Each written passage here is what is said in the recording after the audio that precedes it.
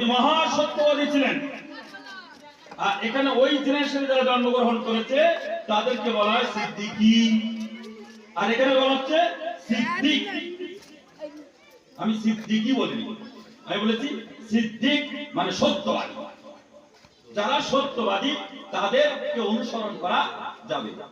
বুঝতে পেরেছি? ফুরফুরা শরীফ তো আমি ফুরফুরা ছাত্র, ফুরফুরা জীবন মরণ আমার 9 বছর ফুরফুরা রক্ত আমার দেহে আছে। ফুরফুরার বিরুদ্ধে কথা বললে আমি বরদাস্ত করি না, কিন্তু আপনাকে অ্যাকচুয়ালি ফান্ডামেন্টাল জানতে হবে বিষয়টা কি। এটা হচ্ছে সিদ্দিকী, এটা হচ্ছে সিদ্দিক। শব্দগুলি ফেলে গন্ডগোল হয়ে যাবে। চলুন, এখানে যে আল্লাহ পাক বলছেন যে সিরাতাল লাযিনা আনআমতা আলাইহিম, যারা অনুগ্রহপ্রাপ্ত।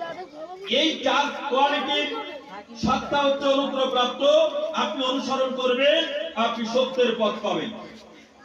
সিরাতাল লাযিনা আনআমতা আলাইহিম গায়রিল মাগদুবি আলাইহিম ওয়ালাদ-দাল্লিন।